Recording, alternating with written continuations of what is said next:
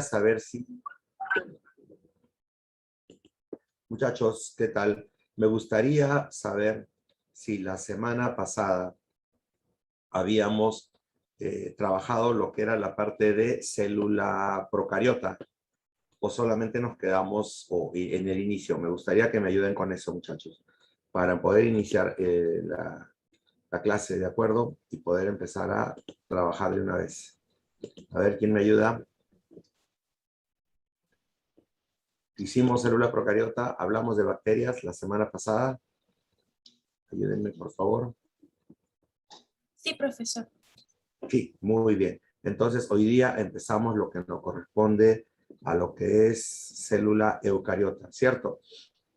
Entonces, vamos a empezar con eso. Vamos a empezar con la célula eucariota, con todas sus características. A ver si podemos darle.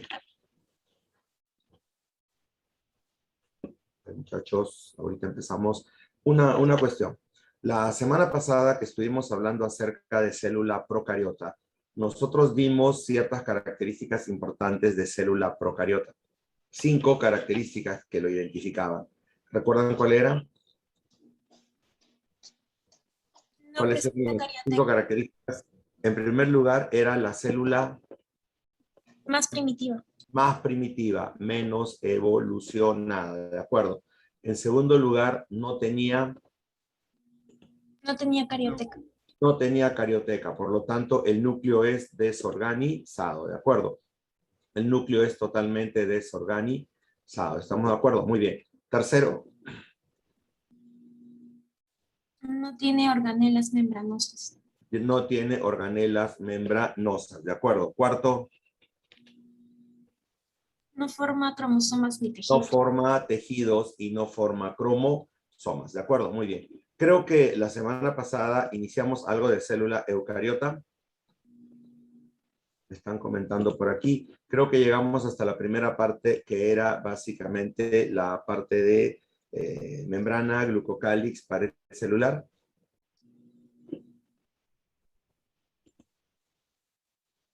A ver si me ayudan con eso. Sí, ¿cierto? ¿Sí?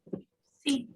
Ya, muy bien. Entonces, ahora, por favor, me avisan a la hora que ya está compartido. Creo que ya está compartido. Sí, profesor. Muy bien, entonces empezamos con esto. La semana pasada, ¿de acuerdo? La semana pasada, ya habíamos estado trabajando, como ustedes dicen, la parte de célula eucariota. Ya habíamos dado las características, ¿de acuerdo? Muy bien. Entonces, acuérdense que cuando nosotros diferenciamos a la célula, ¿de acuerdo? A la célula eucariota, la dividimos en 3 partes básicas: membrana, citoplasma y núcleo. A nivel de membrana encontramos el glucocálix, la pared celular y la membrana celular. A nivel de citoplasma encontramos una gran cantidad de organelas que las dividimos de acuerdo a su estructura en el sistema endomembranoso, las organelas que tienen doble membrana, los citosomas que tienen una sola membrana y almacenan enzimas, las vacuolas que no tienen enzimas, los organoides que no tienen membrana y el núcleo que está organizado en carioteca, cromatina y nucleolo. Bien, nosotros ya habíamos hablado de glucocálix. Díganme cuál es la función del glucocálix, muchachos. En general, ¿cuál es la función del glucocálix? ¿Para qué servía?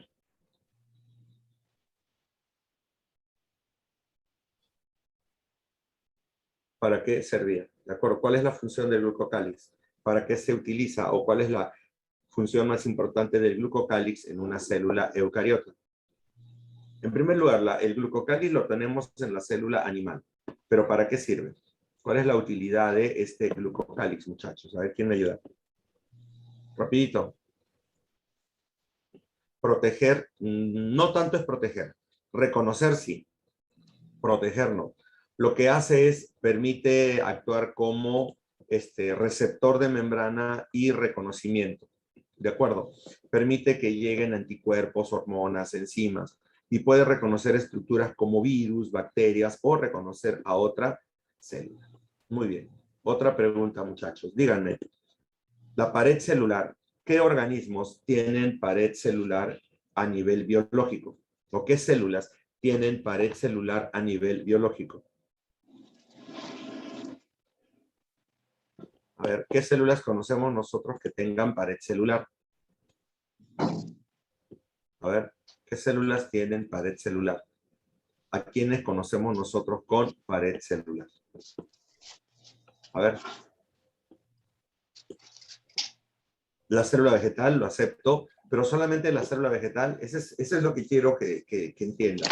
Solamente la célula vegetal tiene pared celular, solamente los vegetales. No, hay más estructuras que tienen pared celular a nivel biológico. ¿Quiénes son? Las bacterias, muy bien, las bacterias, las algas, excelente. Célula vegetal, bacterias, algas, pero hay alguien más. Hongos, excelente. Los hongos, muy bien. Los hongos también tienen pared celular, excelente. Pero nosotros habíamos conversado la semana pasada acerca de la pared celular de las células vegetales, que es la más conocida o la más estudiada en este caso. Díganme, ¿cuál es el componente químico de la pared celular vegetal? El principal componente químico. ¿Cuál es? ¿Cómo se llama ese carbohidrato que forma parte de la pared celular? No, no son glucoproteínas, mentira. La pared celular no tiene glucoproteínas. La pared, ahora sí, celulosa, muy bien Cárdenas, celulosa. El principal componente de la pared celular de los vegetales es la celulosa. ¿Se acuerdan? ¿Se acuerdan ustedes cuál es el componente químico de la pared celular de un hongo?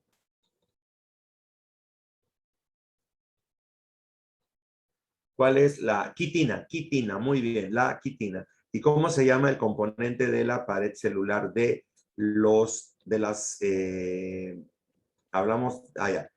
los hongos, ahora de la bacteria? ¿Cómo se llama el componente principal de la pared celular de una bacteria?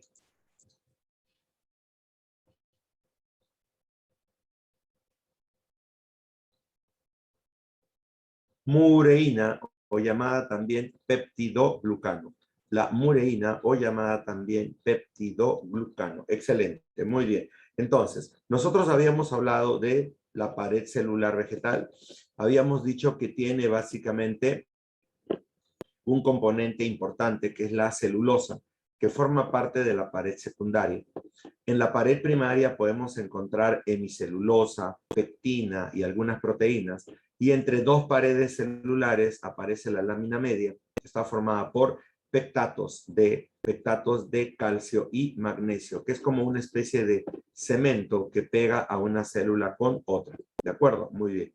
Ahora, ¿qué son los plasmodesmos? Dijimos que son los poros que permiten la comunicación entre una célula vegetal y otra célula vegetal. ¿Y qué son los meatos? Los meatos son estos huecos que cuando las células vegetales se unen formando tejidos, dejan huecos básicamente, dejan huecos que van a permitir básicamente la circulación de agua o de gases, dependiendo de la necesidad de la planta. ¿De acuerdo? Entonces, es que como las paredes celulares son sólidas o algo más duras, no van a encajar perfectamente y lógicamente van a presentar este tipo de características. ¿De acuerdo? Esos son los plasmodesmos y los meatos, por favor. ¿De acuerdo? Ahora, después hablamos de la membrana. La membrana en la célula eucariota no es tan importante como en la célula procariota. Si ustedes recuerdan, en la célula procariota, la membrana cumplía funciones vitales. A ver, ¿quién me dice cuáles son las funciones vitales de la membrana en la célula procariota? A ver, ¿qué funciones vitales cumple la membrana en la célula procariota? Procariota.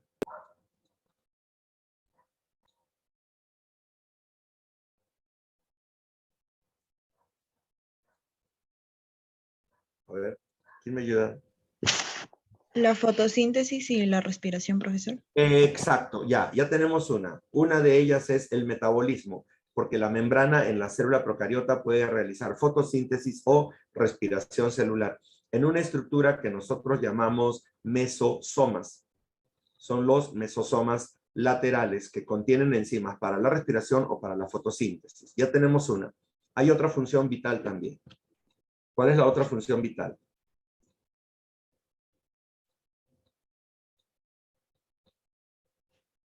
¿Cuál es la otra función vital?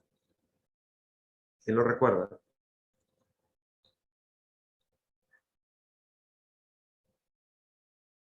¿Se ubican? ¿Lo pueden decir? ¿Quién se acuerda?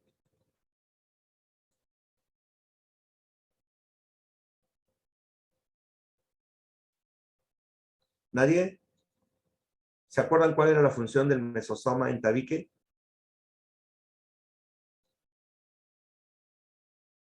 ¿Se ubican? ¿Se ubican? Mesosoma en tabique. El mesosoma en tabique es el punto donde se fija el ADN bacteriano, es el punto donde se duplica el ADN bacteriano y es el punto donde la bacteria se divide en dos cuando se está reproduciendo. O sea, la membrana cumple la función de metabolismo y cumple la función de reproducción. ¿De acuerdo? Entonces, si yo daño o destruyo a la membrana celular, la célula bacteriana desaparece. ¿De acuerdo? Porque lógicamente ya no se reproduce y ya no produce energía, dos funciones indispensables para la célula. Entonces, recuerden eso a nivel de célula procariota. En la célula eucariota, las funciones de la membrana se reducen solamente a controlar el transporte y a servir como una barrera entre el medio externo y el medio interno, y actuar como receptor de membrana, nada más, como receptor, ¿de acuerdo? Entonces, en términos químicos, la membrana celular es lipoproteica, tiene lípidos, tiene proteínas, ¿de acuerdo? Y la célula animal tiene carbohidratos. Dentro de los lípidos que forman parte de la membrana, hay dos, los fosfolípidos y los esteroides. Y los esteroides son los que hacen la diferencia. La célula animal tiene colesterol y la célula vegetal tiene ergosterol. Esa es la estructura lipoproteica, lípidos, proteínas y carbohidratos. ¿De acuerdo? El modelo que explica la estructura, lo recuerdan, es el modelo mosaico fluido, propuesto por Singer y Nicholson en el año de 1972. ¿De acuerdo? Habla de una doble capa de fosfolípidos que tiene en la parte interna o embebida o incluida dentro de su estructura a las proteínas. Hay proteínas estructurales que están formando parte de la membrana y hay proteínas periféricas que se localizan hacia el lado externo de la membrana. ¿De acuerdo? La única que tiene carbohidratos hacia afuera es la membrana de la célula animal. La célula vegetal no lo tiene porque tiene pared celular. ¿De acuerdo? Muy bien. Ahora, ya les dije que la principal función de las membranas es, primero, definir la forma de la célula, controlar el movimiento, regular la interacción entre la célula y el medio externo, tiene receptores, ¿de acuerdo? Ayuda en el proceso de transporte y ayuda a que las señales físicas o químicas ingresen o sean transformadas dentro de la célula para que puedan llevar una información. ¿De acuerdo? Hablamos del transporte y dijimos que el transporte, ¿de acuerdo? El transporte se divide en dos grandes grupos. El transporte de moléculas pequeñas y el transporte de moléculas grandes. El transporte de moléculas pequeñas, ¿de acuerdo?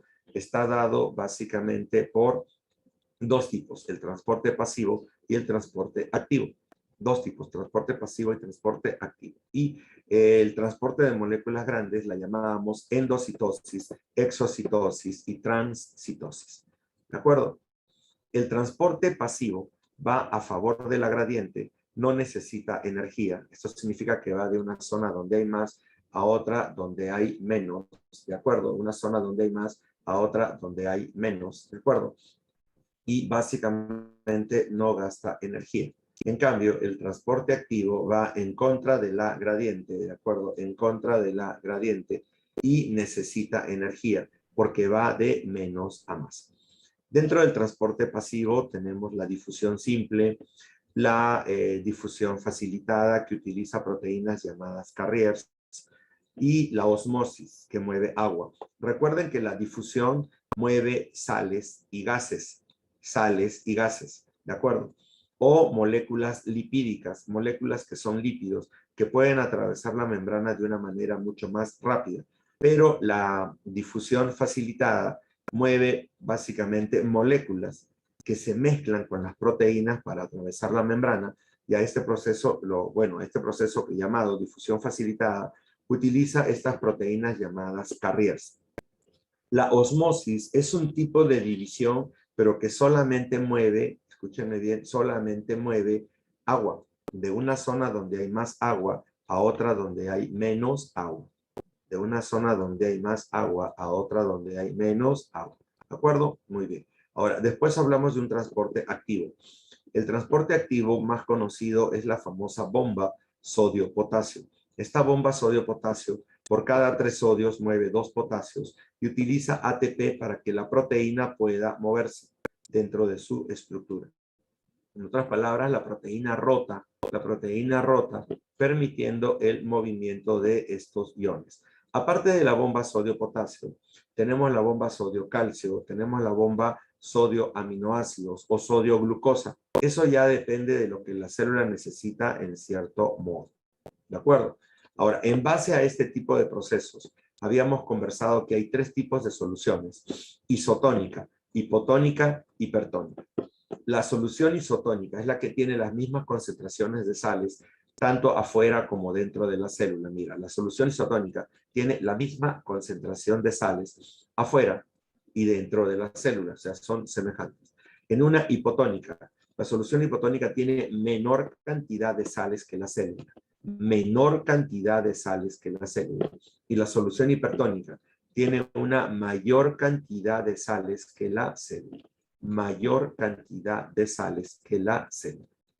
Ahora, si yo coloco a las células animales y vegetales en este tipo de medios, lógicamente que van a ocurrir cambios por los procesos de transporte pasivo, por osmosis y difusión.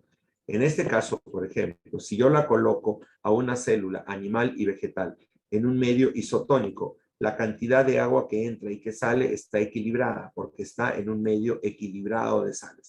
Por lo tanto, la célula no le pasa nada. Pero si la coloco en un medio hipotónico, como el agua destilada, que es químicamente pura y que no tiene sales, en este medio hipotónico, ¿de acuerdo? La célula tiende a ganar agua y la célula se hincha. La célula se hincha. En el caso de las células animales, como los glóbulos rojos, las células revientan, explotan, ¿de acuerdo? En cambio, la célula vegetal básicamente se llena de agua, pero no explota, porque tiene una pared celular que la defiende. Entonces, en las células animales se le llama citolisis o lisis simplemente. Y en las células vegetales se le llama turgencia, porque se hincha. En cambio, si yo coloco a la célula animal en un medio hipertónico como el agua de mar, ¿de acuerdo? Como el agua de mar, ¿de acuerdo? La célula tiende a perder agua, lógico. Afuera hay más sales, adentro hay menos sales. Adentro hay más agua, afuera hay menos agua. Entonces, por diferencia de concentración, el agua sale y la célula tiende a arrugarse, ¿de acuerdo? Tiende a arrugarse. Y a esto se le llama crenación. Crenación, ¿de acuerdo? En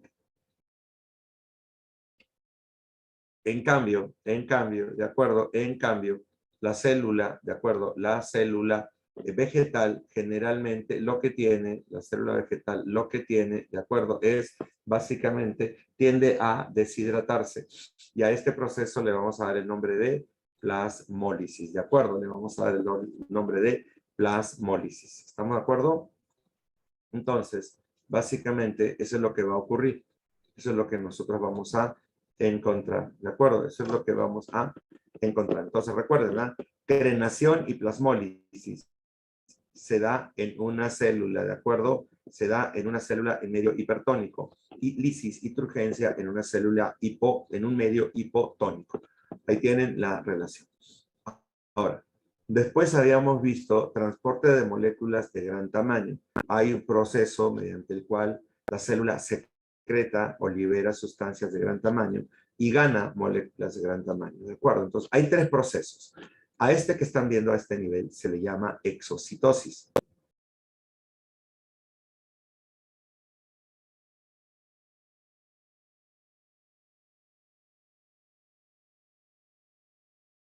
¿de acuerdo? A este otro que está de ir de una célula a otra a través. Entonces, la endocitosis es un proceso que captura sustancias y que mete sustancias dentro de la célula.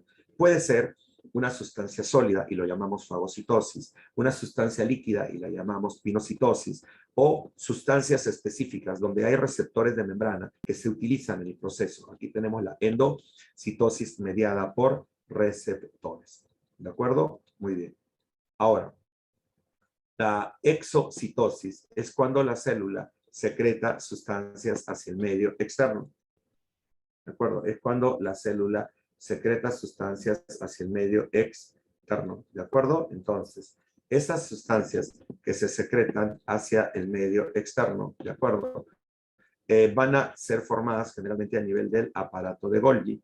Van a ser formadas básicamente por vacuolas. Estas vacuolas se mueven, se fusionan las membranas y se produce la liberación de sustancias. ¿De acuerdo? Y acá tenemos, ¿de acuerdo?, cómo se está produciendo la endocitosis o la exocitosis. ¿De acuerdo? Miren, las membranas se fusionan y liberan. Hay sustancias que llegan e ingresan, ¿de acuerdo?, a través de la membrana que las captura, ¿de acuerdo? Y hay otras, ¿de acuerdo?, que básicamente son vacuolas. La transitosis, como les dije, y ustedes ya lo vieron hace un rato, es cuando la vacuola ingresa por endocitosis, o la sustancia ingresa por endocitosis, transita a través de la célula, o transita entre un medio, ¿de acuerdo? Y luego atraviesa y llega hacia el otro extremo y se libera. En este caso, esta sustancia ingresa, pero no es utilizada por la célula, solamente utiliza a la célula como un medio de tránsito. Medio de tránsito. ¿Estamos de acuerdo? Entonces ya tenemos a endocitosis, exocitosis y transcitosis. ¿De acuerdo? Bien. Ahora entramos a un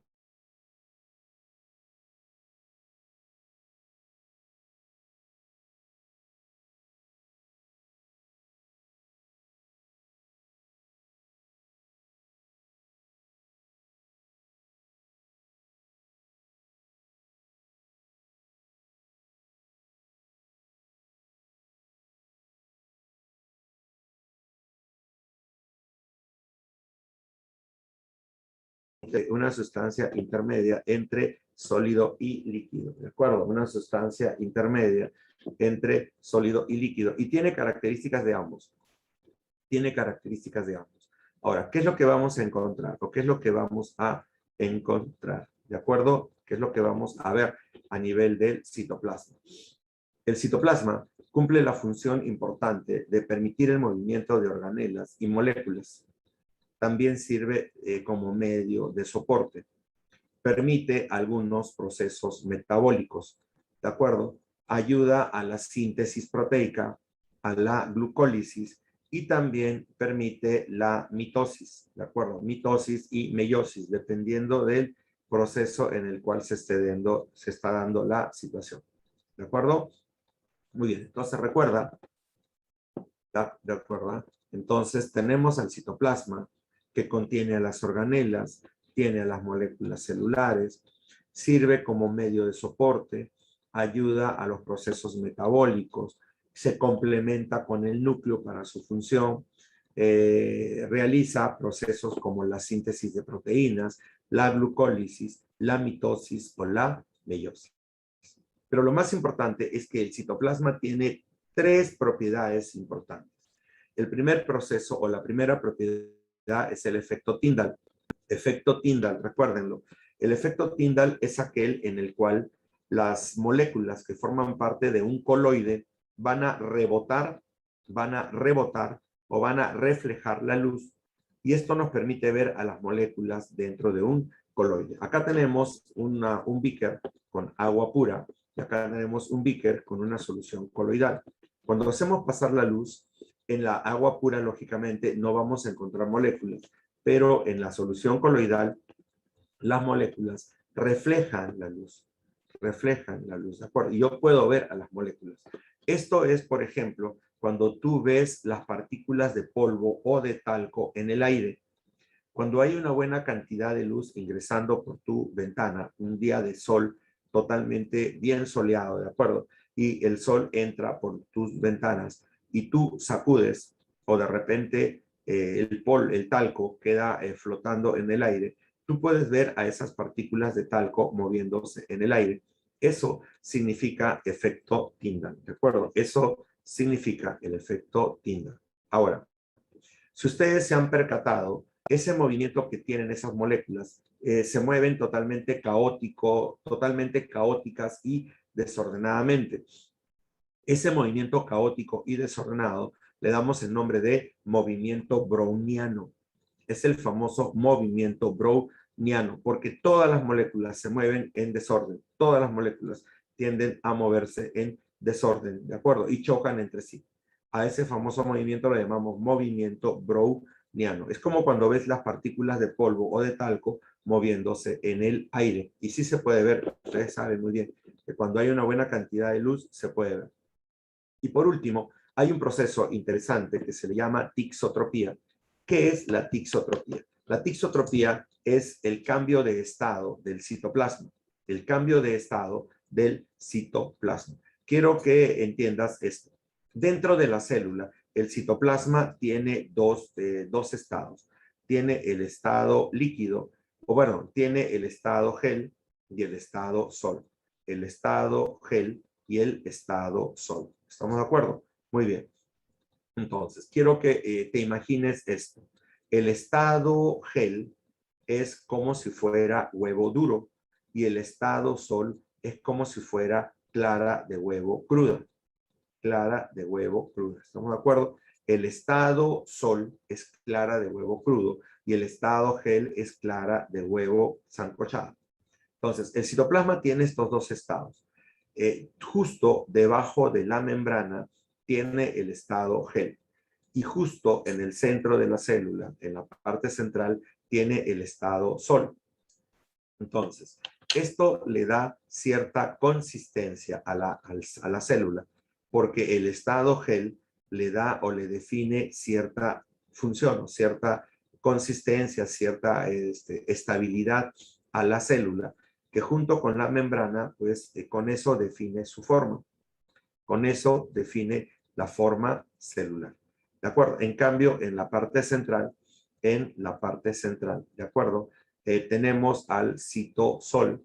Ese citosol, ¿de acuerdo? Es más fluido, es mucho más fluido y permite las reacciones metabólicas, la formación de los cromosomas, la mitosis y la meiosis. Ahora, ¿es posible que la célula cambie de estado? Sí. ¿Puede pasar el citosol a citogel y el citogel a citosol? Sí, lo puede hacer. Ese proceso lo llamamos tixotropía.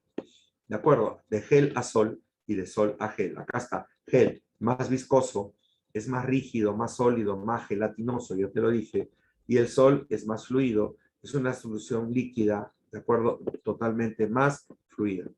Ahora, la pregunta es, ¿puede pasar de sol a gel y puede pasar de gel a sol? Sí. Ese proceso se llama tixotropía. ¿Y cómo lo hace?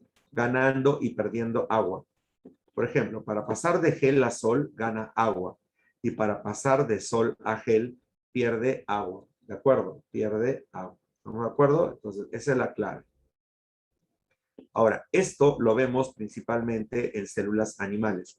En células animales, o protozoarios también, células animales y protozoarios, cuando se realiza la tixotropía, la célula que tiene una forma redonda hace esto, pierde su forma y proyecta su citoplasma mediante estas pequeñas proyecciones que lo llamamos pseudópodos o falsos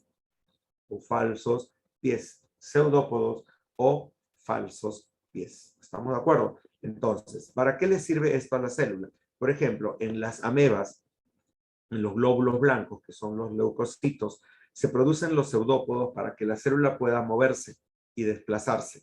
La célula se desparrama estas estructuras que luego se endurecen porque hace tixotropía y la célula se va arrastrando y se va desplazando hacia una dirección, buscando básicamente alimento de repente o buscando atrapar algún tipo de sustancia. ¿De acuerdo? Bien, entonces ahí tienes el dato. Esto es movimiento ameboideo.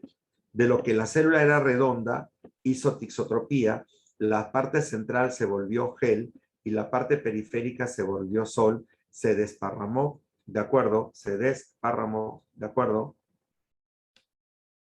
Se desparramó, ¿de acuerdo? Y se produjeron estos pseudópodos, ¿de acuerdo? Para que la célula pueda desplazarse, ¿Estamos? Bien, mira acá. Ahora, en vegetales no pueden hacer esto, porque lógicamente tiene una pared sólida, ¿de acuerdo? Pero sí hace tixotropía, pero no para desparramarse, sino para crear un movimiento interno que se le llama ciclosis. Lo que pasa es que la célula vegetal puede ser estimulada por la luz, ¿de acuerdo? Puede ser estimulada por la luz y las organelas, por ejemplo, imagínate que la luz venga de arriba, entonces solamente las organelas que están en la parte superior serían las que serían estimuladas, ¿de acuerdo? Pero las que están acá abajo, ¿de acuerdo? Las que están acá abajo, ¿de acuerdo? No podrían ser estimuladas. Entonces, ni bien toca la luz a la célula vegetal inmediatamente empieza a realizar tixotropía y genera una especie de ciclo del citoplasma. El citoplasma empieza a moverse haciendo un movimiento de este tipo, llamado ciclosis, que le permite mover a todas las organelas de la célula para que todas puedan funcionar adecuadamente. ¿Estamos de acuerdo hasta ahí? Entonces, ciclosis en células vegetales y movimiento ameboideo en células animales o amebas, como en este caso protozoarios. Bien, ahora, dentro de la célula encontramos otra estructura que le da cierta consistencia, que es el citoesqueleto. ¿De acuerdo? El citoesqueleto está formado por microfilamentos, filamentos intermedios y microtúbulos. Los microfilamentos están hechos de una proteína llamada actina. La actina G, ¿de acuerdo?, se une con otras actinas G hasta transformarse en una actina F, que es una actina filamentosa. ¿Pero qué significa esto de actina G y actina F? La actina G es una proteína globular, ¿de acuerdo? Y la actina F es una proteína, o sea, es el conjunto de estas moléculas que se han asociado y han formado esta estructura. ¿Para qué sirven los microfilamentos? Permiten la contracción muscular, o sea, la actina y la miosina se unen permitiendo la contracción muscular. 2. Permiten la fagocitosis, o sea, cuando la célula atrapa moléculas y permite también, ¿de acuerdo?, la formación de pseudópodos, ¿de acuerdo? La formación de pseudópodos. Aparte, forma el anillo contráctil, ¿de acuerdo?, que finalmente ayuda a la separación de las células durante la mitosis, ¿de acuerdo? Y refuerza la membrana plasmática por debajo, le da cierto tipo de resistencia o estabilidad a la membrana. Recuerda, los microfilamentos permiten la contracción, ayudan a la fagocitosis y a la formación de los pseudópodos, ayuda a la formación del anillo contráctil y refuerza la membrana. Los filamentos intermedios se presentan en cierto tipo de tejidos. Por ejemplo, el tejido epitelial tiene filamentos intermedios de queratina. Tenemos unos filamentos de la lámina nuclear que se encuentran justo asociados a la carioteca o membrana y también lo encontramos estabilizando la estructura de las neuronas, que son los neurofilamentos. Ahora, los microtúbulos están formados por una proteína llamada tubulina, ¿de acuerdo? Esta tubulina le ayuda a dar cierta rigidez y conservar la forma celular, regulan el movimiento de organelas y vacuolas, ayuda a dividir al citoplasma en zonas, forma el uso mitótico, ¿de acuerdo? Distribuye el retículo endoplasmático y el aparato de Golgi, y son los elementos estructurales y generadores de cilios y flagelos. ¿De acuerdo? Cilios y flagelos. Aquí los tienes. Los microfilamentos formados por actina. Primero es actina G, cuando es 1, pero cuando ya forma la estructura filamentosa lo llamas actina F. Los filamentos intermedios que están en algunos tejidos, ya te lo dije, tejido epitelial, tejido nervioso, ¿de acuerdo? O debajo del núcleo. Y los microtúbulos que están hechos por estas proteínas, mira que son tubulinas. Pero estas proteínas se asocian y forman estas estructuras en forma de cilindros o tubos que le van a dar cierta consistencia a la célula. Entonces, aquí tienes el citoesqueleto. Acá tienes al citoesqueleto. ¿Estamos de acuerdo? Muy bien. Ahora, es así como se ve el citoesqueleto en 3D o 3 dimensiones. Aquí están los microtúbulos, aquí están los microfilamentos y los filamentos intermedios. Microtúbulos, microfilamentos y filamentos intermedios. ¿Estamos de acuerdo? Entonces, mira, están sujetando organelas, le dan volumen a la célula y esto permite que haya una circulación, ¿de acuerdo? Que haya una circulación y permite básicamente que las organelas también se muevan. Punto. Así se ve una microfotografía del citoesqueleto. Sigamos. ¿Qué es el sistema endomembranoso? El sistema endomembranoso es un conjunto de membranas internas, que van a dividir al citoplasma en zonas o regiones. El sistema endomembranoso está formado por la carioteca, el retículo endoplasmático y el aparato de Golgi. La carioteca es la que le va a dar la consistencia. O sea, a partir de acá, a partir de la carioteca, van a empezar a liberarse, ¿de acuerdo? Van a empezar a liberarse estas membranas. Estos sacos membranosos van a ser el retículo endoplasmático rugoso, que está cerca al núcleo, y el retículo endoplasmático liso, que está fuera o más alejado del núcleo. El retículo endoplasmático rugoso, este retículo endoplasmático rugoso, tiene en la superficie a los ribosomas. ¿De acuerdo? El retículo endoplasmático liso no tiene a los ribosomas. Ahora, el retículo endoplasmático rugoso, como tiene ribosomas, su función, ¿de acuerdo? Su función es la síntesis de proteínas. Entonces, el retículo endoplasmático rugoso sintetiza proteínas, almacena proteínas y las secreta. Sintetiza, almacena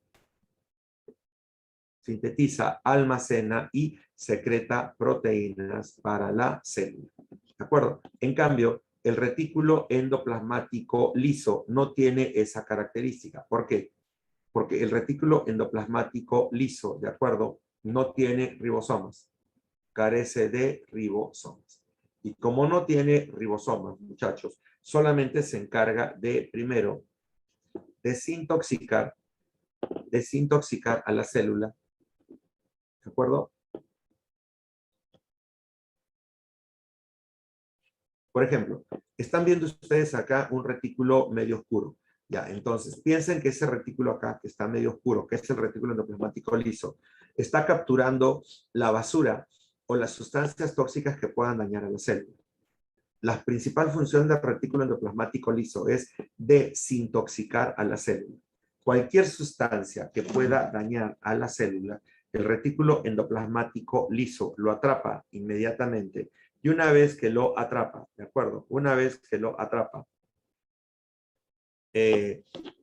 inmediatamente lo almacena, ¿de acuerdo? Lo almacena y luego lo secreta, lo saca de la célula para evitar que cause daño, ¿de acuerdo? Lo saca. Ahora, aparte de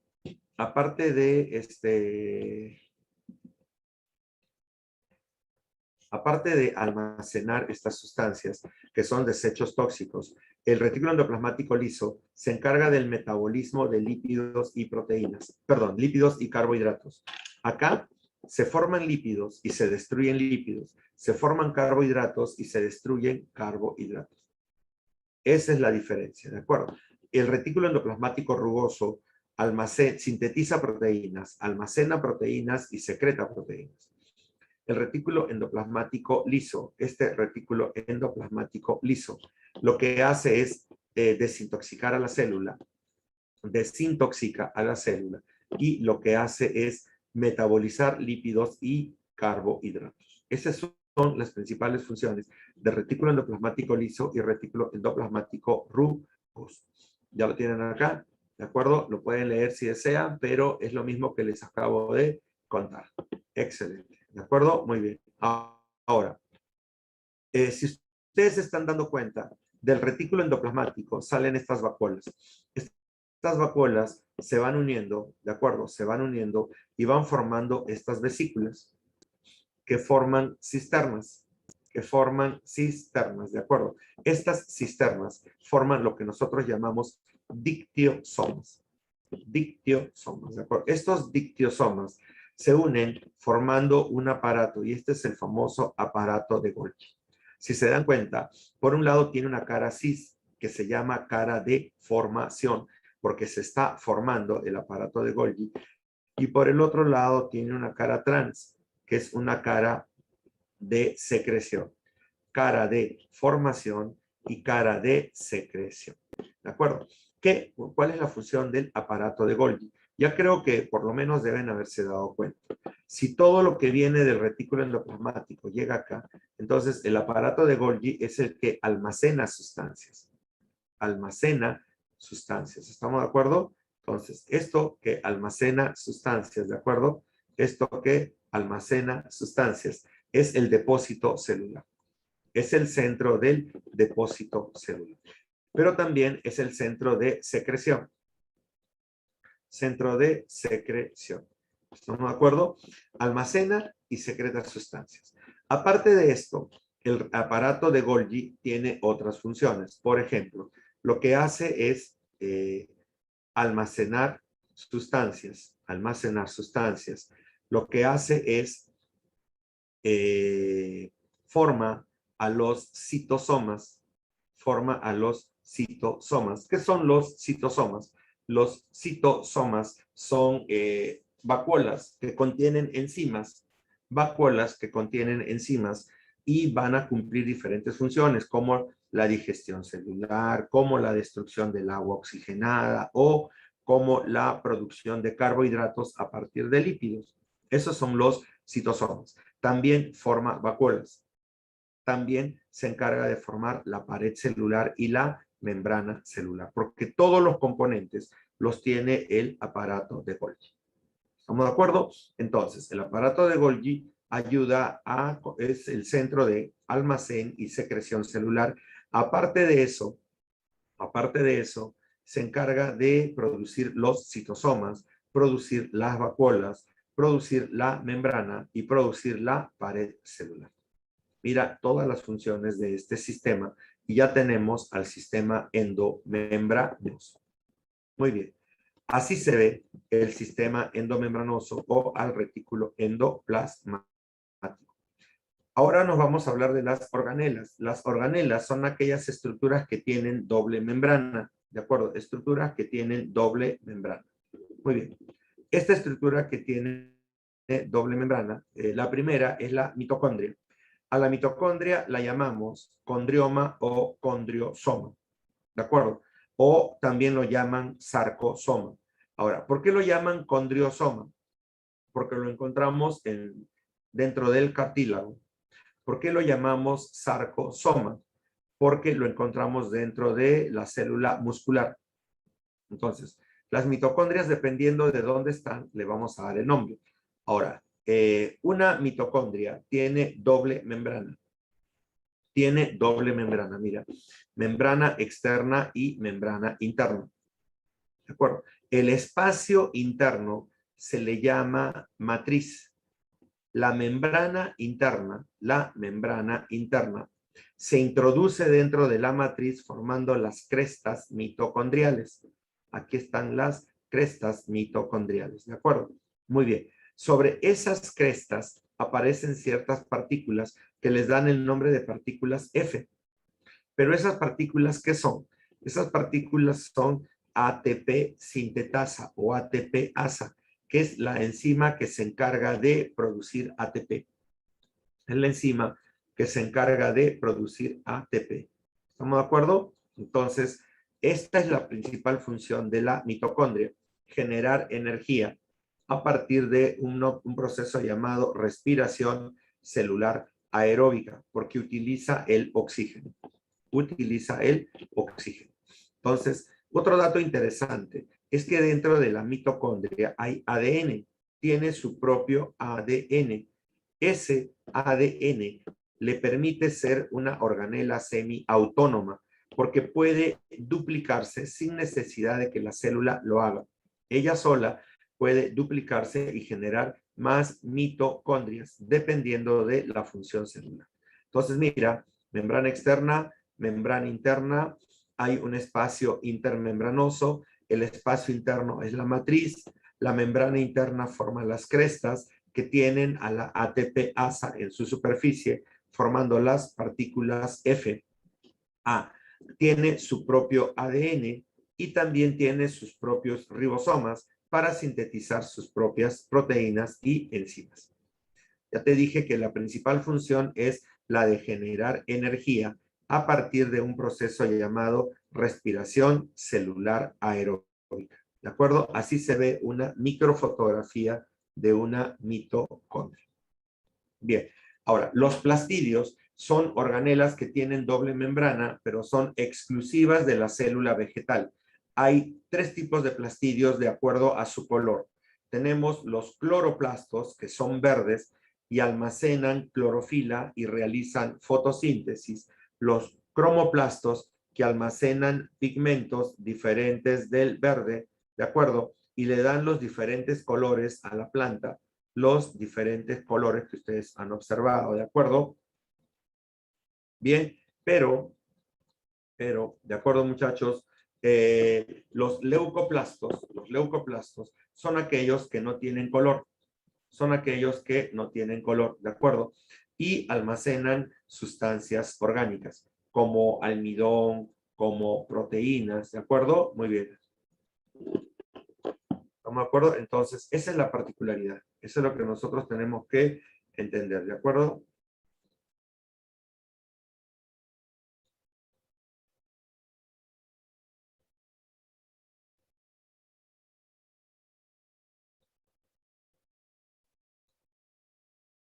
Bien, muchachos, entonces, el cloroplasto, por ejemplo, el cloroplasto, ¿de acuerdo? Es una estructura que también se parece a la mitocondria. Tiene doble membrana, mira, la membrana externa y la membrana interna. La membrana, el espacio interno, en este caso se le llama estroma. El espacio interno se le llama estroma. La membrana interna genera estos discos y estos discos se les llaman tilacoides. Al conjunto de tilacoides, ¿de acuerdo? Al conjunto de tilacoides, ¿de acuerdo? Se le llama grana. Al conjunto de tilacoides se le llama grana, ¿de acuerdo? Entonces, mira, la membrana interna forma estos discos y estos discos se llaman tilacoides. Cuando estos tilacoides se agrupan, forman las granas. Y la comunicación entre una grana y otra grana se le llama lamela. Estas estructuras que comunican a una con otra le damos el nombre de lamelas. ¿De acuerdo? Las famosas lamelas. Entonces, aquí tienes. Otro dato interesante es que el cloroplasto también tiene su propio ADN. Y tiene sus propios ribosomas. Y también puede básicamente autoduplicarse, ¿de acuerdo? Autoduplicarse igual que las mitocondrias. ¿Cuál es la principal función? ¿Cuál es la principal función de este cloroplasto? Es realizar la fotosíntesis. La única función que realiza es la fotosíntesis. ¿Estamos de acuerdo? Entonces, miren, tanto la mitocondria como el cloroplasto se encargan de producir reacciones importantes. La mitocondria da energía para los organismos heterótrofos y el cloroplasto da energía para los organismos autótrofos, o sea, genera moléculas para los organismos autótrofos. Ahora, hay un dato interesante que me gustaría que entiendas. Acá tienes al cloroplasto visto de otra manera. ¿De acuerdo? Pero es lo mismo. Membrana externa, membrana interna, el estroma, los tilacoides, ¿de acuerdo? Las grandes. Pero hay un dato que te tengo que contar. Hay una teoría que une a los cloroplastos con las mitocondrias. Se le llama la teoría endosimbiótica. Esta teoría endosimbiótica es aquella que dice que las mitocondrias y los cloroplastos fueron bacterias. Fueron bacterias que en algún momento la célula eucariota atrapó, capturó y las tiene ahora dentro de su estructura. Y esto le permite cumplir la función metabólica o cumplir la función energética. ¿Entiendes? Entonces, esa es la famosa teoría endosimbiótica propuesta por Margulis, Lynn Margulis, que plantea este tipo de proceso, ¿de acuerdo? Plantea este tipo de proceso. ¿De acuerdo? Muy bien, entonces ya estamos entendiendo, ya tenemos las dos. Ahora, vamos con la siguiente, ¿de acuerdo? Muy bien. Ahora, tenemos nosotros a los cromoplastos. ¿Quiénes son los cromoplastos, muchachos? Los cromoplastos son aquellos que almacenan básicamente pigmentos diferentes del verde y que se van a encontrar básicamente a nivel de células eucariotas vegetales. Por ejemplo, el color rojo del tomate, el color rojo de la sandía es el licopeno. El color amarillo del zapallo, el color amarillo del limón es la xantófila, ¿de acuerdo? El color anaranjado de la zanahoria, de la papaya, es el caroteno. El color azul del maíz morado, de la mora, del arándano, es la antocianina. Y el color marrón de los frijolitos o de las lentejas es la fucosantina. Pigmentos, recuérdenlo por favor, porque lo que les piden es eso justamente. Les piden el color. Les piden el color. Muy bien. Ahora, y los leucoplastos, como les había mencionado, son estructuras que no tienen color, que no almacenan color, pero sí almacenan moléculas orgánicas. ¿Qué moléculas orgánicas están almacenando? ¿De acuerdo? Almacenan básicamente almidón, almacenan aceites y almacenan proteínas.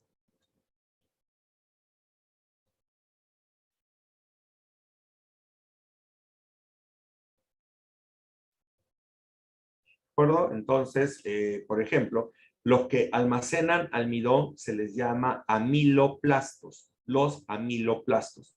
Recuérdenlo, por favor. ¿Dónde encontramos los amiloplastos? Fácil, los encontramos básicamente en estructuras como, por ejemplo, la papa, la yuca, el camote, ¿de acuerdo? El maíz, el trigo, tienen a los amiloplastos en su estructura. ¿De acuerdo? Lo tienen en su estructura. Otro. Los oleoplastos son los que tienen aceites. ¿Qué vegetales tienen aceites? Por ejemplo, las semillas. Semillas como el maní, podemos encontrarlo también en las aceitunas, podemos encontrarlos en las semillas de girasol, en las semillas de la ajonjolí, en las semillas de, básicamente, de... A ver, ¿dónde más podríamos encontrar estas? En las semillas de soya, de acuerdo que son el aceite de soya. Entonces, son estructuras que contienen estos aceites y que básicamente van a permitir producir aceites vegetales que ustedes conocen y que consumen. Aparte de esto, tenemos los aleuroplastos que tienen a las proteínas. Aleuroplastos que almacenan proteínas. ¿Qué vegetales almacenan proteínas? Por ejemplo, las lentejas, los frijoles almacenan proteínas en grandes cantidades en su estructura. Entonces, ahí tienes a los leucoplastos, amiloplastos, oleoplastos y aleuroplastos. ¿De acuerdo? Bien, ahora, vamos. Ya terminamos con todo lo que son los plastidios y hablamos de las mitocondrias. Ahora nos vamos a los citosomas. Cuando hablamos de los citosomas, ¿de acuerdo? Yo les dije que eran vacuolas que contenían enzimas que se producían en el aparato de Golgi. Vacuolas que contienen enzimas que se producen en el aparato de Golgi. La primera que vamos a hablar son los lisosomas. Los lisosomas contienen enzimas digestivas llamadas hidrolasas, las famosas hidrolasas. Estas enzimas llamadas hidrolasas son las que permiten la digestión celular. Entonces, son vacuolas que contienen enzimas para la digestión. Estos lisosomas que contienen enzimas, hay dos tipos. Los lisosomas primarios, que son los que salen recién formados del aparato de Golgi y son simplemente vacuolas, ¿de acuerdo? Y son simplemente vacuolas que contienen enzimas en su estructura, ¿de acuerdo? Y los lisosomas secundarios, que son cuando estos lisosomas ya se unieron a las vacuolas. Por ejemplo, acá hay una vacuola autofágica. Esta mitocondria ya no sirve, hay que destruirla. Entonces, la célula la envuelve y luego envía al lisosoma para que éste libere sus enzimas y destruya. Por ejemplo, acá tenemos una vacuola por endocitosis. Acuérdate, endo captura, ha capturado una molécula. Entonces, el lisosoma viene, se pega a la vacuola, libera su enzima y digiere lo que está dentro. Y en este caso, también ha capturado por fagocitosis una bacteria. Entonces, va a destruir a la bacteria. Y el lisosoma viene, se pega, libera su enzima y rompe, ¿de acuerdo? O destruye a la bacteria. Y se produce el proceso de digestión. Entonces, lisosoma primario es cuando está libre y lisosoma secundario es cuando está unido a la vacuola cumpliendo su función. ¿De acuerdo? Muy bien. Ahora, hay un dato que quiero que veas. Hay un dato que se le llama cuerpo residual.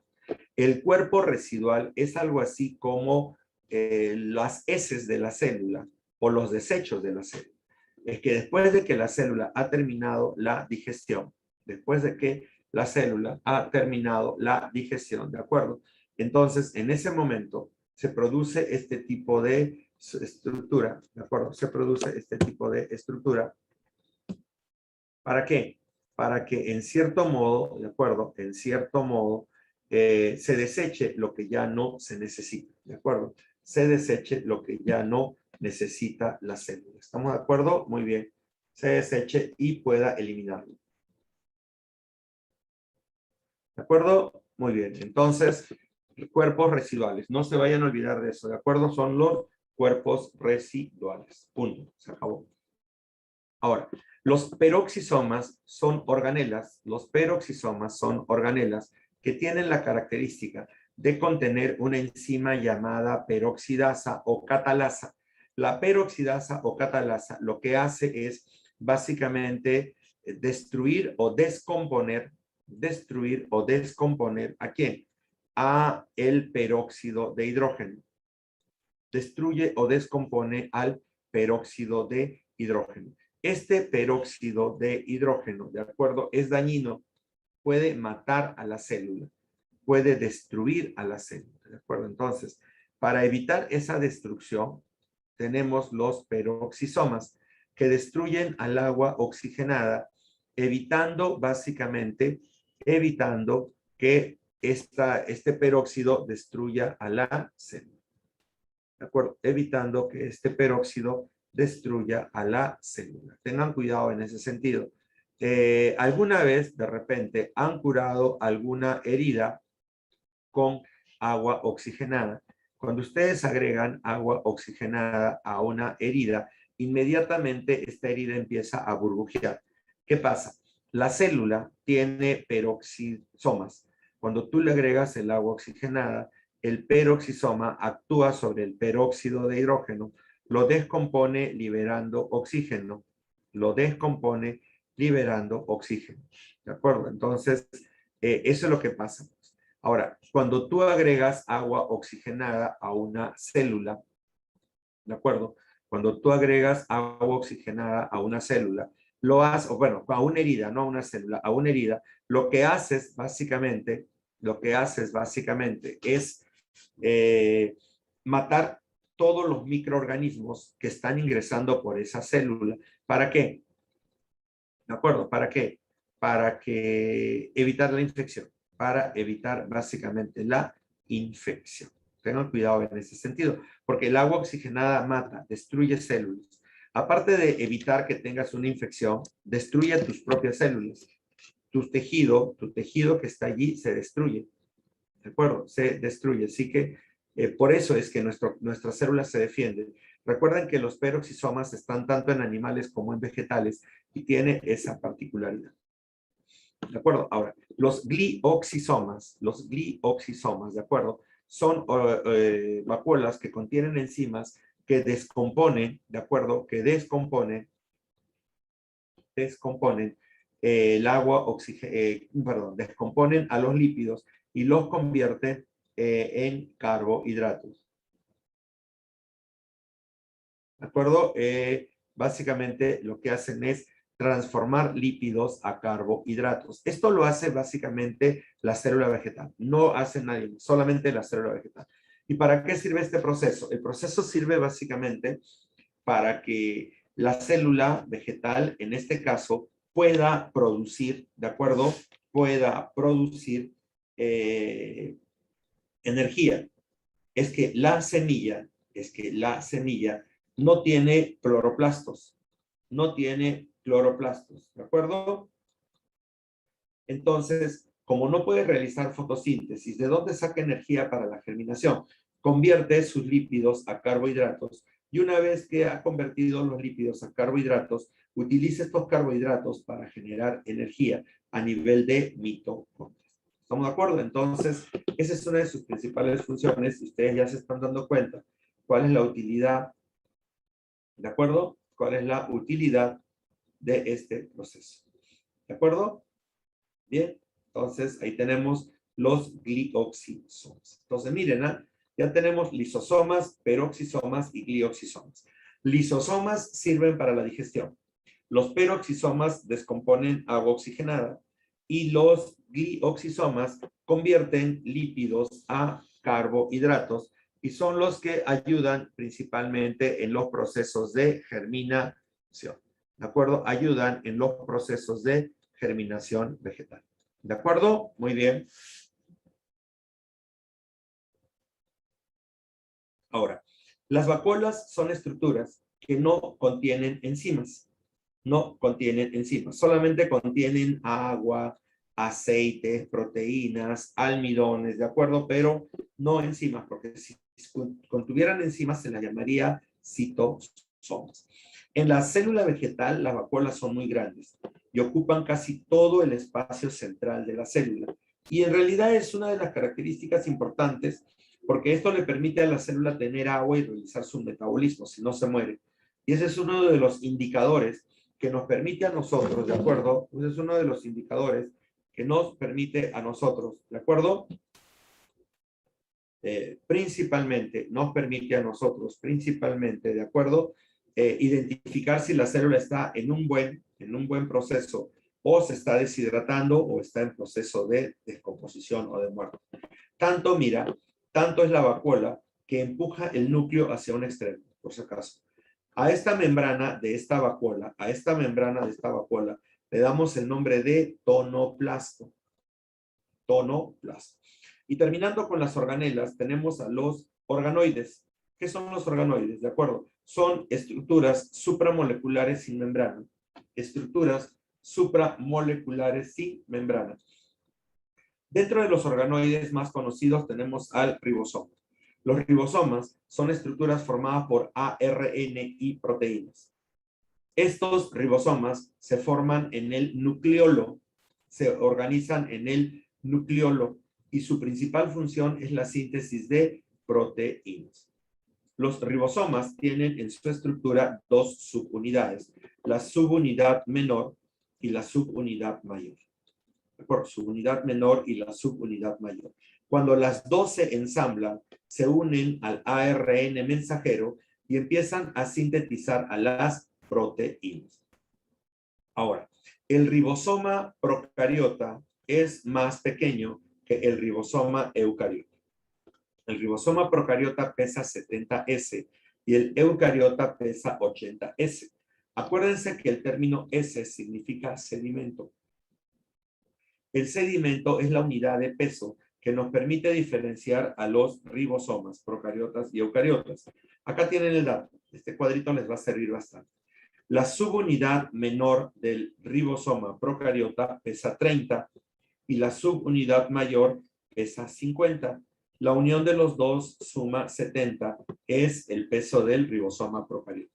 La subunidad menor del ribosoma eucariota pesa 40 y la mayor pesa 60 y el ribosoma solamente pesa 80. ¿Me entiendes? Entonces, ustedes me dirán, pero profe, no suma. Claro, es que entiende, no tiene membranas. Tiene ARN y proteínas y nada más, pero no tiene membranas. Como no tiene membranas, por lógica, ¿de acuerdo? Por lógica, no tiene membranas, cuando se asocian pierden peso. Y por eso es que tienden a producir este efecto. ¿Estamos de acuerdo hasta ahí? Muy bien. Entonces, ahí tienen la estructura. Y la última estructura sin membrana es el centrosoma. El centrosoma está formado por los centriolos asociados a una estructura que lo llamamos centrósfera.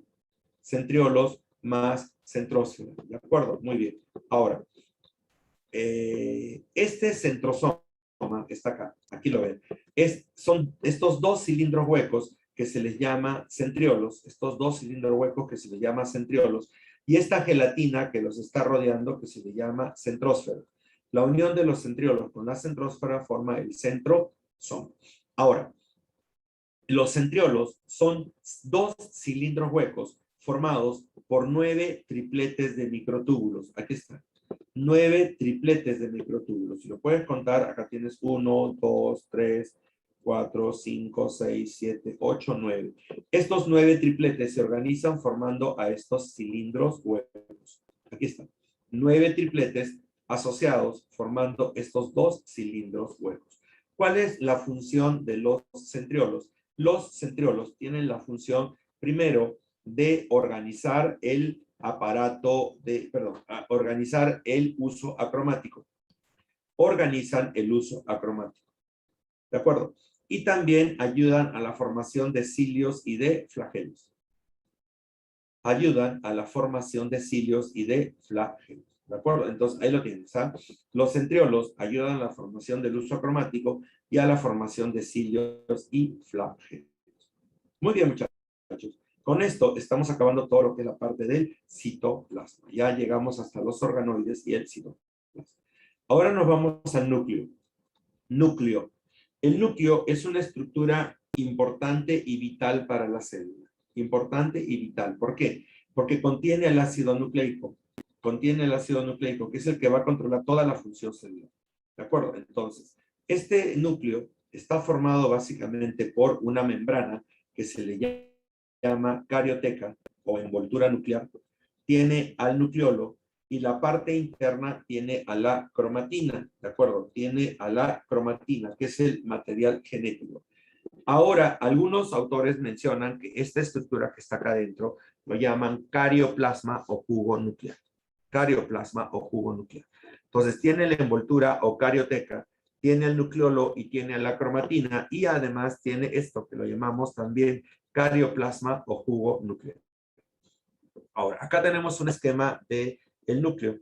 Este núcleo tiene en la parte interna la cromatina que se divide en dos, eucromatina y heterocromatina, ¿de acuerdo? Tiene la carioteca, tiene el nucleolo, ¿de acuerdo? El nucleolo. Y recuerden que la carioteca da origen al retículo endoplasmático. Bien, hablemos de la carioteca primero. Empezamos por la parte externa. La carioteca es una membrana nuclear. La llamamos envoltura nuclear, membrana nuclear, nucleolema o carioteca. Envoltura nuclear, membrana nuclear, nucleolema o carioteca. ¿De acuerdo? Ahora, esta carioteca es una estructura porosa. Tiene doble membrana, es una doble membrana y tiene poros. Tiene poros. Es una doble membrana y tiene poros, como lo están viendo acá. Doble membrana con poros. Estos poros están rodeados o están delimitados por dentro por ocho proteínas que los llamamos anillo del poro. Anillo del poro, ¿de acuerdo? Estas proteínas forman el famoso anillo del poro. Entonces, el anillo del poro más el poro forma el complejo del poro. El anillo del poro más el poro forma el complejo del poro. Forma el complejo del poro. Y esto le permite básicamente comunicarse con el citoplasma. Estos poros y este complejo del poro le permite al núcleo comunicarse con el citoplasma. Recuerda que dentro del núcleo encontramos principalmente el ADN. Entonces, para que este ADN pueda controlar las funciones celulares, tiene que comunicarse con el citoplasma. Recuerda que el ADN da origen al ARN, y el ARN sale del núcleo para llegar al citoplasma y comunicar una información. Entonces, la única forma por donde se pueden comunicar es a través de estos poros. Punto. Ahí tenemos la estructura. Ahora, el nucleolo. El nucleolo es una estructura sin membrana, es una estructura supramolecular sin membrana, formada por ARN, ADN y proteínas. El nucleolo se forma en una zona llamada ROM, ¿de acuerdo? El nucleolo se forma en una zona llamada ROM. ¿Qué es el ROM? Región organizadora nucleolar. Región organizadora nucleolar. Se dice que el ROM es una parte del cromosoma, ¿de acuerdo? Está en una parte del cromosoma o es una parte de ADN. Ese ADN se abre, ¿de acuerdo? Es como si se abriera de forma de abanico y alrededor de ese ADN se empiezan a sintetizar ARN. Y a partir de ese ARN se empiezan a sintetizar proteínas. La unión de este ARN y estas proteínas forman unos corpúsculos que van a ser las subunidades de los ribosomas. Acuérdate que acabamos de ver los ribosomas, la subunidad menor y la subunidad mayor. Entonces, el nucleolo se encarga de sintetizar las estructuras del ribosoma. ¿De acuerdo? Ahora, también los ensambla. O sea, forma las subunidades y los ensambla. ¿De acuerdo? Y estos, básicamente, ribosomas, ¿de acuerdo? Ya van a salir a cumplir la función de síntesis de proteínas. A cumplir la función de síntesis de proteínas. ¿De acuerdo? Entonces, ahí tenemos al nucleolo. El nucleolo va a tener dos zonas importantes. La zona fibrosa y la zona granulosa. La zona fibrosa es central. ¿Y por qué la llamamos fibrosa? Porque ahí vamos a encontrar fibras de ADN y ARN en forma de fibras. Y la zona granular es esta que estamos viendo acá, la zona granular. Esta zona granular tiene ya a los corpúsculos que forman parte de las subunidades de los ribosomas. Aquí vas a encontrar la subunidad menor, la subunidad mayor y al ribosoma. Ahí los vas a encontrar. Subunidad menor, subunidad mayor y al ribosoma. Ahí lo tienes. Estamos entonces, esa es la función del nucleolo. Y ya saben que forman a los ribosomas, que son los que se encargan de la síntesis de proteínas. Punto. Ahora nos vamos a lo más importante del núcleo, la cromatina. La cromatina es una sustancia, es una estructura supramolecular formada por ADN y proteínas. Estas proteínas se llaman histonas. La cromatina está formado por ADN más proteínas histonas. ¿Por qué es importante esta cromatina? Porque es el mecanismo mediante el cual el ADN se empaqueta y se coloca dentro del núcleo. El ADN se empaqueta y se coloca dentro del núcleo. Entonces, ¿cómo se produce este empaquetamiento? El empaquetamiento se hace formando unidades llamadas nucleosomas. Un nucleosoma, ¿de acuerdo? Está formado por un pedazo, así, un pedazo de ADN que mide 200 pares de bases nitrogenadas. 200 pares de bases nitrogenadas. Si ustedes recuerdan, cuando hicimos ADN, el ADN está formado por dos cadenas de polinucleótidos, dos cadenas. Estas dos cadenas se unen a través de bases nitrogenadas, adenina con timina, citosina con guanina. Ya pues, entonces, adenina con timina es un par de bases. Citosina con guanina es otro par de bases. Entonces, tú cuentas 200 pares de bases. Ese pedazo que tiene 200 pares de bases, 140 pares se envuelven sobre un octámero de histonas. Sobre un octámero de histonas. Ese octámero está formado por la histona H2A, H2B, H3 y H4.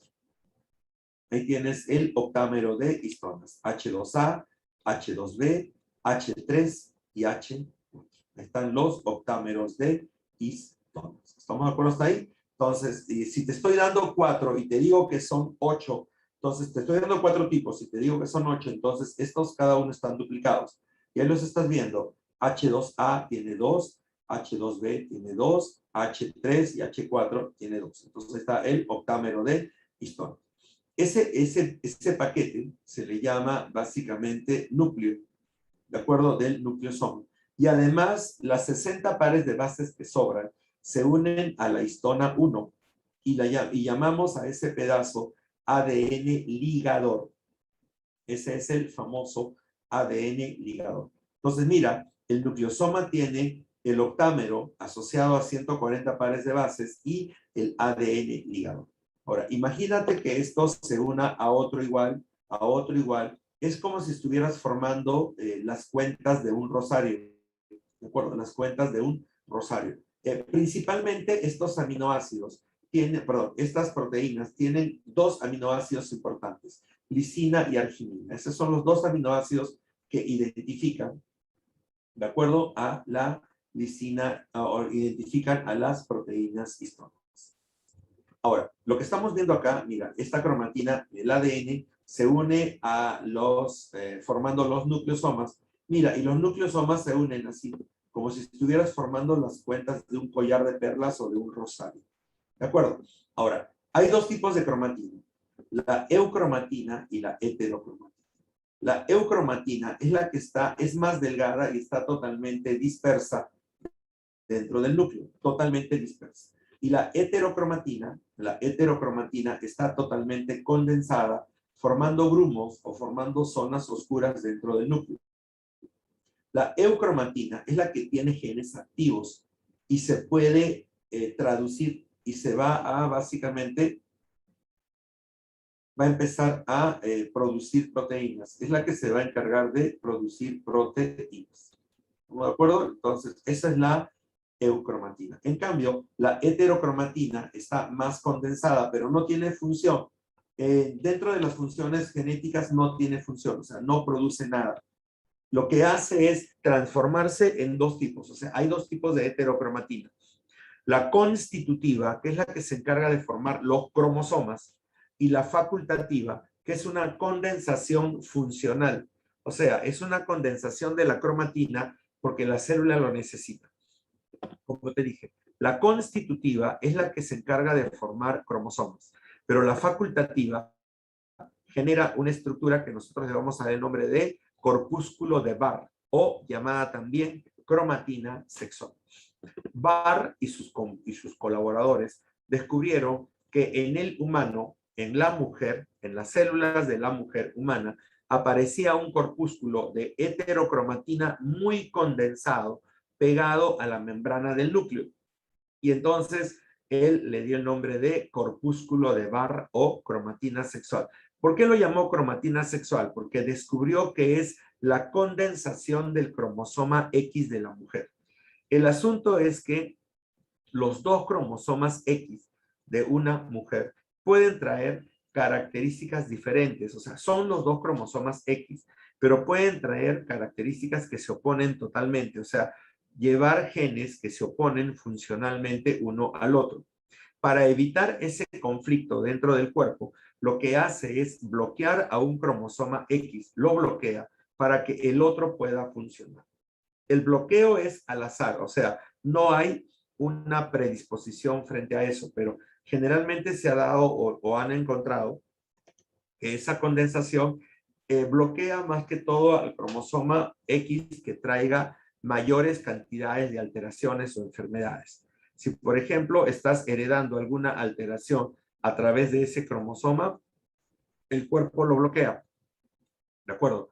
Aunque generalmente se hace al azar, pero se ha encontrado una pequeña predisposición frente a este tipo de características que te acabo de mencionar.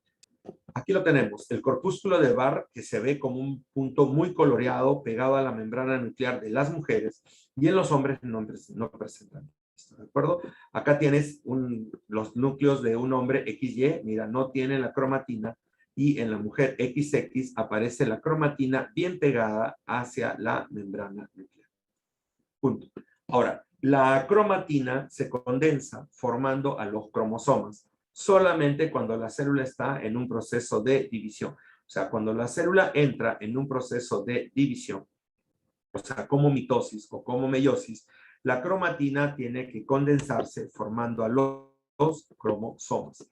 ¿De acuerdo? Mira, esta cromatina que es ADN, primero es ADN, se une a las proteínas, forma los nucleosomas, luego se van condensando, mira, y aparece la cromatina dentro. Pero esta cromatina se condensa hasta formar a los cromosomas. Esto, muchachos, que están viendo acá, ¿de acuerdo? Se van a dar cuenta que es básicamente la forma, ¿de acuerdo? La forma como cómo se condensa el ADN. Primero, el ADN está acá suelto, libre. El ADN se une a las proteínas histonas formando los nucleosomas. Cuando los nucleosomas se unen entre sí, forman los solenoides. Los solenoides se unen entre sí formando los loops o bucles.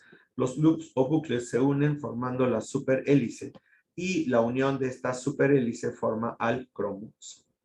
Entonces, esto sí necesito que te lo aprendas, porque esto sí van a preguntarte, sí o sí. Cuando vengan preguntas de este tipo, ¿cómo se organiza o cómo se condensa la cromatina hasta llegar a cromosoma? Lo tienes ahí. El ADN se une a las proteínas histonas formando los nucleosomas. Los nucleosomas se asocian formando los solenoides. Los solenoides se asocian formando los loops o bucles, y los loops o bucles se asocian formando la superhélice. ¿De acuerdo? Entonces, ahí tienes el dato. Y esta es la característica. Ahora, acá lo estás viendo de otra manera, pero es lo mismo. Nucleosomas, solenoides, loops o bucles, superhélice, cromosoma. ¿De acuerdo? Muy bien. En tu cuerpo hay dos tipos de cromosomas. Eso sí te lo tengo que decir. En tu célula hay dos tipos de cromosomas.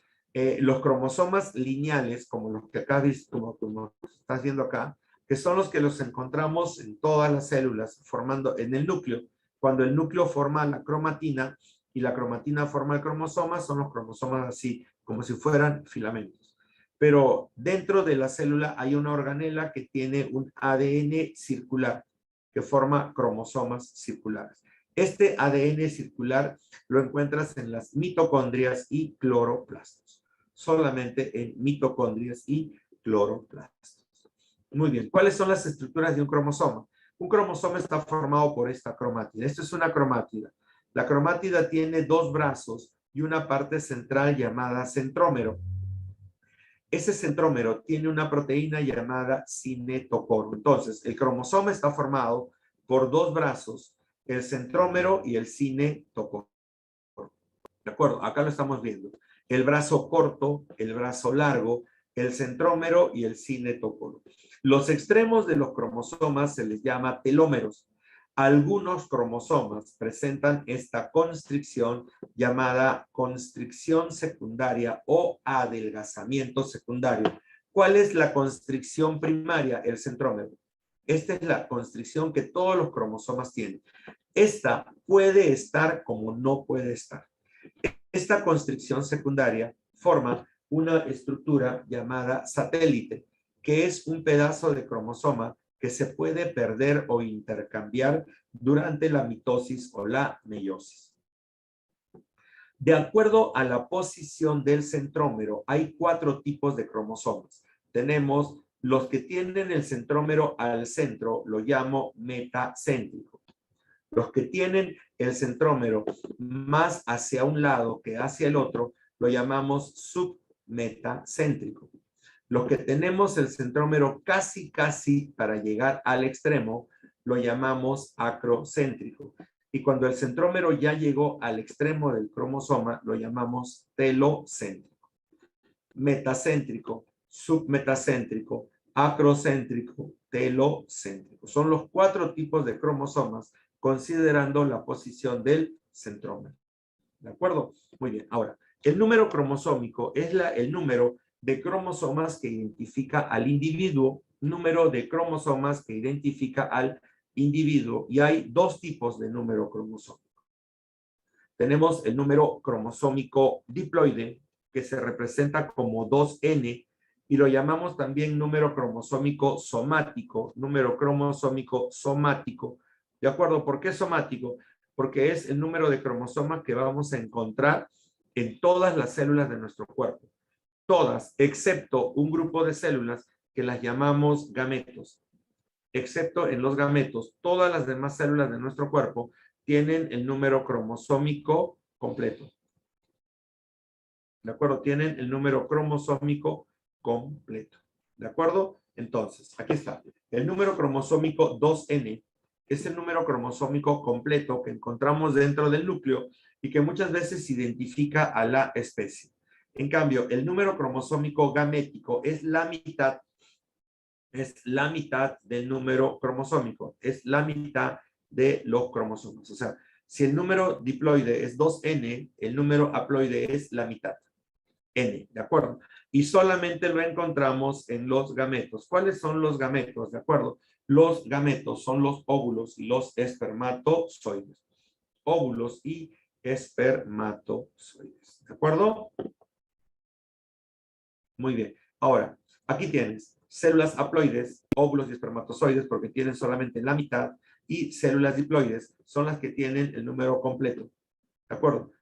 Todas las células de tu cuerpo son diploides, excepto óvulos y espermatozoides. Acá tienes algunos ejemplos de números cromosómicos, ¿de acuerdo? Ahí tienes el número diploide y el número haploide. Acuérdate que el número haploide está en los gametos y cuando los gametos se unen, recuperan el número cromosómico. Claro, imagínate, en el humano, el número cromosómico es 46. ¿Qué pasaría? ¿Qué pasaría, por ejemplo? Que el óvulo tiene 23, el espermatozoide tiene 23 y por lógica, ¿de acuerdo? Y por lógica, ¿qué va a pasar? A la suma de los dos, cuando se unen los dos, la suma 46. ¿De acuerdo? Ahora, ¿qué es el cariotipo? El cariotipo es el estudio de los cromosomas de un individuo. ¿Ya? Es el estudio de los cromosomas de la especie, pero también es el estudio de los cromosomas del individuo. ¿De acuerdo? Entonces, este número cromosómico, este estudio de los cromosomas, nos permite a nosotros conocer si hay alguna anormalidad o hay alguna estructura mal en los cromosomas de un individuo. Estamos entonces, aquí está. El cariotipo humano se obtuvo a partir de células sanguíneas, que son los glóbulos blancos. Se obtuvieron los cromosomas, se fotografiaron a los cromosomas y estos cromosomas se ordenaron de mayor a menor tamaño, formando 7 grupos, el grupo A, B, C, D, E, F y G. ¿De acuerdo? Son los 7 grupos cromosómicos.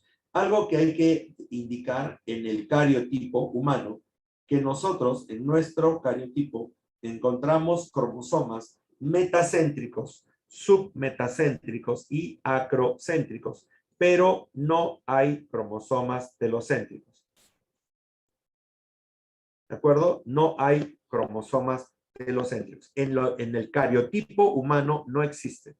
En otras especies sí, pero en el humano no existen. Tengan cuidado en ese sentido. Tenemos metacéntricos, submetacéntricos y acrocéntricos, pero no tenemos telocéntricos. Acá tienes un cariotipo normal de un hombre. ¿Por qué sabemos que es hombre? Porque los cromosomas sexuales son XY. XY. Por favor, el cromosoma X se agrupa en el grupo C, que es este. Y el cromosoma Y se agrupa en el grupo G, que es este, por su tamaño más que todo, ¿de acuerdo? Por su tamaño. Entonces, X va con el grupo C y Y va con el grupo G. ¿Estamos de acuerdo? Esto es cariotipo humano. El cariotipo, ya te dije que es la fotografía y el emparejamiento de los cromosomas. ¿De acuerdo? Tú fotografías y emparejas a los cromosomas y vas formando los pares de cromosomas. Pero cuando yo utilizo a estos cromosomas y los dibujo colocando sus bandas para poder identificarlos como si fuera un patrón, ¿de acuerdo? Esto se llama ideograma. El dibujo es el ideograma. Cuando trabajas con cromosomas reales, porque estos son fotografías de estos cromosomas, lo llamas cariotipo. Pero cuando haces el esquema, el nombre de ideograma. ¿De acuerdo? Ideograma. Bien, muchachos, estamos terminando la clase. Hoy día hemos acabado todo lo que era citoplasma y núcleo. Y con esto estamos acabando la estructura. ¿De acuerdo? Estamos acabando la estructura celular. Lo que viene después es el famoso dogma biológico. Está en las diapositivas, lo tienen en las diapositivas que se les ha enviado. Revísenlo, léanlo y la próxima semana hablamos de lo que es replicación del ADN y síntesis de proteínas. ¿De acuerdo? Ya hoy día hemos avanzado a lo que es todo citoplasma y todo núcleo. Hemos terminado todo lo que es todo citoplasma y todo núcleo. ¿De acuerdo?